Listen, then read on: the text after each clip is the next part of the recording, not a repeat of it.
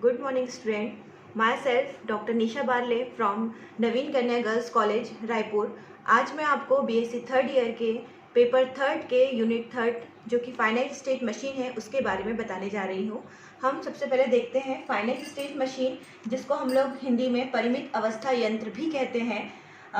इसमें 3 वर्ड जो यूज़ कर रहा है वो है फाइनाइट स्टेट मशीन।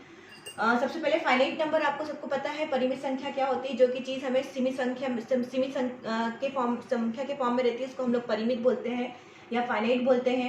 उसके बाद दूसरा यहाँ पे वर्ड यूज़ कर रहा है यहाँ पे मशीन। मशीन क्या होता है? मशीन से हम लोग भली भांति सभी लोग परिचित हैं। आजकल हम लोग जो भी प्रॉब्लम है मशीन से ही इसको सॉल्व करते हैं, या मशीन आज का जो युग है वो मशीन का ही युग है। तो सबसे पहले हम लोग क्या करते हैं, कोई मशीन बनाने के लिए अपनी जो भी प्रॉब्लम है उसको मशीन में डालते हैं और उससे हम उसका सोल्यूशन ढूंढते हैं। इसका मतलब मशीन में हम लोग क्या करते हैं, मशीन किस तरीके से काम करता है। मशीन एक प्रकार का एक डिवाइजर होता है जो कि हमारे प्रॉब्लम्स को लेता है और हमारे प्रॉब्लम को सॉल्व करके देता है। इसका मतलब मशीन में क्या होता है, एक इनपुट सिग्नल हम मशीन को देते हैं और वो हमें क्या देता है, आउटपुट देता है। उसके बाद यहाँ पे जो सेकेंड वर्ड यूज कर रहा है स्टेट। देखते हैं स्टेट क्या होता है। स्टेट क्या होता है, a state represent a summary of the past history of the machine. इसके बाद हम लोग इन तीनों को मिला के जो एक वर्ड बना हुआ है फाइनाइट स्टेट मशीन, उसके बारे में जानते हैं। फाइनाइट स्टेट मशीन कुछ नहीं है, 6 ट्रिपल है, 6 ट्रिपल से मिलकर मशीन बनता है। आपको मालूम है कोई भी मशीन क्या होता है, जैसे हम लोग को कपड़े धोना है, कपड़े धोने के लिए हम लोग क्या करते हैं, ऑटोमेटिक, अगर हम मान लें हमारे पास एक ऑटोमेटिक वॉशिंग मशीन है तो हम लोग उसमें गंदे कपड़े डालते हैं, वो हमारा इनपुट हो गया। अब मशीन किस तरीके से अपना वर्क करेगा, उसके पास भी कुछ स्टेजेस होंगे। जैसे पहले पानी को डालेगा, फिर वो वॉशिंग पाउडर डालेगा, उसके बाद वो उसको घुमाएगा और देन हमें क्या देगा, हमारे कपड़ों को साफ करके हमको आउटपुट देगा। इसका मतलब मशीन के अंदर भी कुछ अवस्थाएं होती हैं जो एक के बाद एक काम करती हैं। उन्हीं से मिलकर हमारा फाइनाइट स्टेट मशीन बना है जो कि 6 ट्रिपल पे बेस्ड है। A finite state machine M is specified by the 6 triple S, S0, I, O, F and G। यहाँ पे देखते हैं S क्या रिप्रेजेंट करता है। S is a finite set of state S0, S1, S state whose elements are called state of machine। And S0 क्या है, एक स्पेशल स्टेट है जो हम S से ही लेते हैं, जो कि हमारा इनिशियल स्टेट कहलाता है, जिसको हम लोग प्रारंभिक अवस्था भी बोलते हैं। तीसरा सेट है यहाँ पर I, इनपुट सिग्नल। जितने भी हम लोग इनपुट मशीन में डालेंगे वो हमारा इनपुट फाइनाइट सेट रहेगा, जो कि इसको हम लोग इनपुट अल्फाबेट बोलते हैं। O1, O2, OR, ये भी हमारे पास क्या है, फाइनाइट सेट ऑफ एलिमेंट है, जिसको हम लोग आउटपुट अल्फाबेट बोलते हैं। And F, this is very important in a machine. F क्या होता है, ट्रांजिशन फंक्शन कहलाता है, जो S cross I to S में वर्क करता है। इसका काम क्या है, एक मशीन के अंदर एक स्टेट से दूसरे स्टेट में किसी भी चीज को पहुंचाना, कि एक के बाद एक कैसे वो वर्क करेगा। जैसे हमने पहले पानी, वॉशिंग मशीन ने पहले पानी भरा, उसके बाद उसने सेकेंड स्टेज में उसने क्या किया, वॉशिंग पाउडर डाला, थर्ड स्टेज में उसने क्या किया, कपड़ों को घुमाया। इस तरीके से एक के बाद एक जो स्टेप हो रहे हैं वो काम हमारा क्या करेगा, यहाँ पे F करेगा। मतलब S cross I, S state है, वो उससे इनपुट लेगा और हमें अगेन क्या करेगा, नेक्स्ट स्टेज में पहुंचाएगा। इसलिए इस फंक्शन का नाम क्या कहलाता है, ट्रांजिशन फंक्शन कहलाता है, जिसको हम लोग हिंदी में संक्रमण फलन बोलते हैं।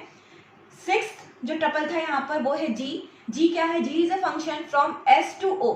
सीधे स्टेट जो है उसका, हर स्टेट का एक आउटपुट होता है, तो यहाँ पे G जो है वो हमको एक मैपिंग देता है जो सीधे स्टेट से आउटपुट के बीच में होता है, जिसको हम लोग निर्गम फलन भी बोलते हैं। चलिए इसको हम एक एग्जाम्पल के द्वारा समझते हैं। यहाँ पे हमारे पास एक मशीन है S।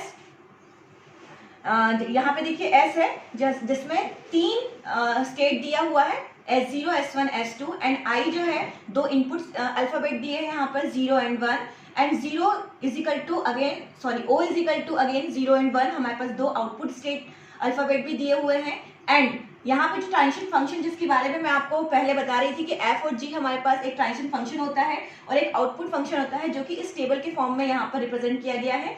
देखिए इस टेबल में, इस टेबल को हम लोग स्टेट टेबल या अवस्था सारणी भी बोलते हैं। यहाँ पे आपको दिया हुआ है 3 स्टेट दिए हैं, S0, S1, S2, जो कि ऊपर रिप्रेजेंट किए थे। स्टेट में इस तरीके से रिप्रेजेंट करते हैं हम लोग।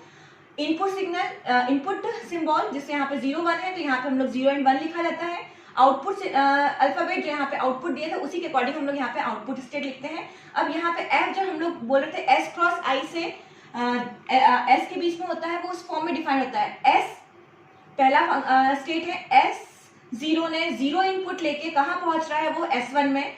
S0 1 इनपुट लेके कहाँ पहुंच रहा है, S2 में। S0 का जो आउटपुट है, मतलब G फंक्शन जो देगा वो क्या देगा आपको, 0 दे रहा है। वैसे S2 F में अगर हम लोग लगाएं S क्रॉस I मतलब ऑर्डर्ड पेयर है, तो S1 0 इनपुट लेके कहाँ पहुंचा, S2 में। S1 1 इनपुट लेके कहाँ पहुंच रहा है, S1 में। और G जो उसका फंक्शन होगा, तो G ऑफ S1 मतलब G का जो आउटपुट होगा, S1 का जो आउटपुट होगा वो क्या देगा आपको, 1 देगा।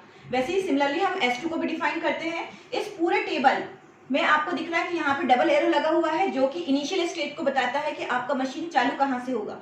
यहाँ पे S0 इनिशियल स्टेट, हमेशा इनिशियल स्टेट को हम लोग डबल एरो से शो करते हैं। ये एक पूरा स्टेट टेबल जो है आपके पूरी मशीन को रिप्रेजेंट करता है। पूरे 6 टपल आपको इस मशीन में दिखाई देंगे, जिसमें आपको, जैसे मैंने आपको पहले बताया था कि S जो होता है वो नंबर ऑफ स्टेट होते हैं, तो यहाँ पे 3 नंबर ऑफ स्टेट दिखाई दे रहे हैं। इनिशियल स्टेट, तो डबल एरो से आपने इनिशियल स्टेट को शो किया है। उसका इनपुट सिंबल, तो यहाँ पे 0 और 1 आपका इनपुट सिंबल है। आउटपुट सिंबल भी 0 1 आपको दिखाई दे रहा है। F जो ट्रांजिशन फंक्शन था S क्रॉस I से S के बीच में, जो कि आपको बीच में दिखाई दे रहे हैं। यहाँ पे आउटपुट फंक्शन जो आपका G S से O के बीच में था, तो S से O के बीच में आपको मैपिंग डिफाइन करके दिया हुआ है। तो ये पूरा जो स्टेट टेबल है आपके पूरे मशीन को रिप्रेजेंट कर रहा है, फाइनाइट स्टेट मशीन को रिप्रेजेंट कर रहा है। हम फाइनाइट स्टेट मशीन को स्टेट डायग्राम के फॉर्म में भी रिप्रेजेंट कर सकते हैं। यहाँ पे देखिए, इसी टेबल को देखते हुए हमने स्टेट डायग्राम बनाया हुआ है। इस डायग्राम को कैसे बनाते हैं, यहाँ पर जितने भी नंबर ऑफ स्टेट होते हैं उसको हम लोग लाइन से या किसी भी फॉर्म में हम लिख सकते हैं। जैसे यहाँ पे 3 स्टेट हमारे पास है, तो S0 और जो भी उसका आउटपुट होता है हम जो उसके नीचे लिखते हैं। तो S0 का देखिए आउटपुट 0 था, तो वहां पे हमने यहाँ पे नीचे में 0 लिखा है। फिर S1 का आउटपुट 1 था, तो हमने उसके नीचे 1 लिखा है।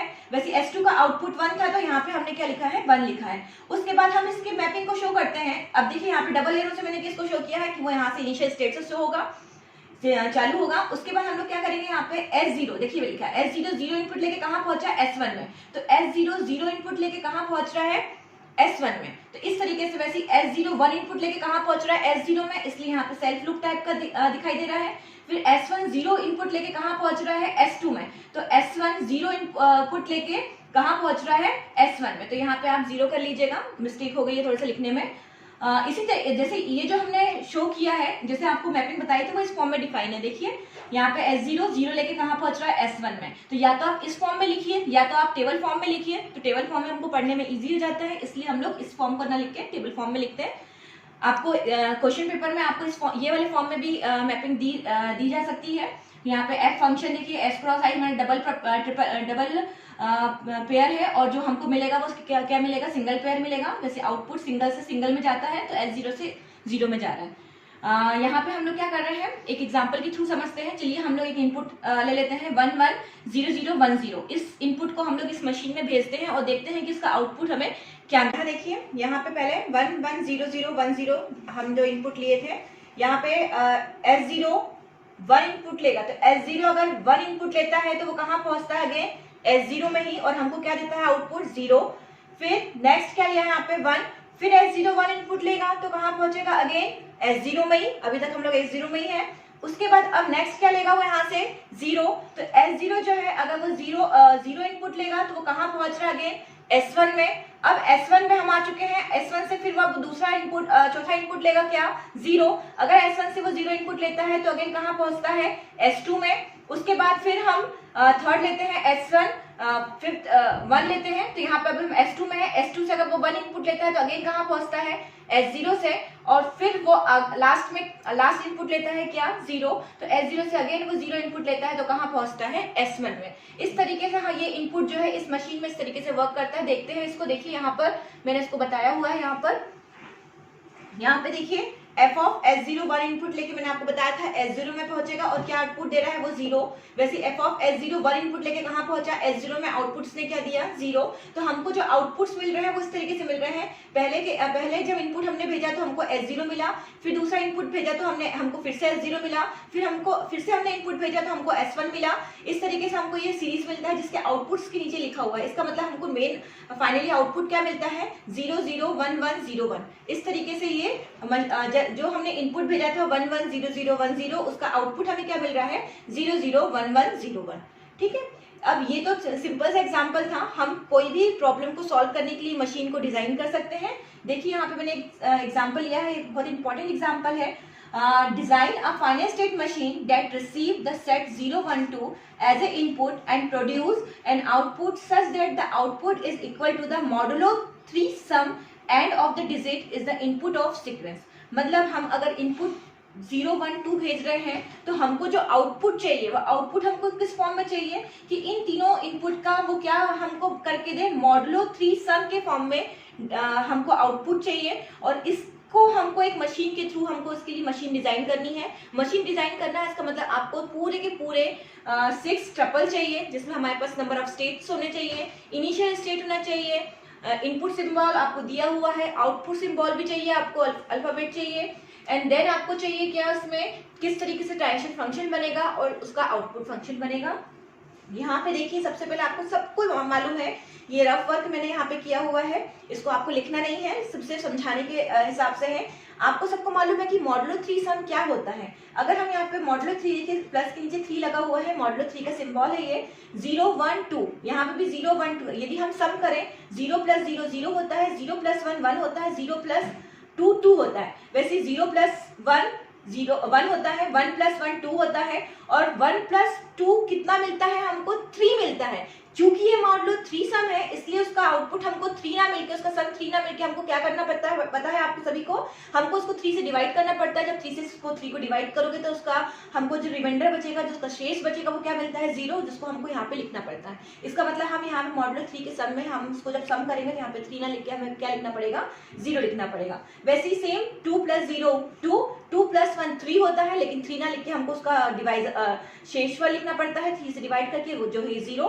वैसे 2 + 2 4 होता है, लेकिन हम 4 ना लिख के हमको 3 को 4 से डिवाइड करेंगे तो हमको उसका शेष जो रिमाइंडर है वो 1 बचता है, तो यहाँ पे 1 लिखा जाता है। ये जो है आपने लिखा है वो है आपका मॉडुलो 3 का सम, जिसको आपको आउटपुट जो है वो इसी फॉर्म में आपको चाहिए। इसलिए हमारे पास यहाँ पे 3 तरीके से केस बनेगा यहाँ पे आउटपुट के लिए। पहला केस बनेगा हमारे पास the output should be 0 when the modulo 3 sum of all the input digit is 0। वैसे सेकंड केस बनेगा the output should be 1 when the modulo 3 sum of all the input digit is 1। Then third case बनेगा हमारे पास the output should be 2 when the modulo 3 sum of all the input digit is 2। यहाँ पे modulo 3 के सम में आपको केवल 3 ही तरीके के आउटपुट दिखाई दे रहे हैं, या तो 0, या तो 1, या तो 2। उसी आउटपुट को लेते हुए हम लोग ने क्या किए हैं, यहाँ पर 3 केसेस लिए हैं, और उन तीनों केसेस के अकॉर्डिंग ही हम क्या लेंगे यहाँ पर अपना स्टेटस लेंगे। जैसे हम लोग पहले केस के अकॉर्डिंग, पहला अगर हमने जो केस लिया है उसके लिए हम लोग पहला स्टेट मान लेते हैं जो कि S0 को रिप्रेजेंट कर रहा है। जो दूसरा केस लिया है मान लेते हैं हम लोग कि उसके लिए हम जो स्टेट यूज कर रहे हैं वो S1 है। वैसे तीसरे केस के लिए हम लोग मान लेते हैं कि हमारा तीसरा केस के लिए जो स्टेट ले रहे हैं वो हमारा S2 है।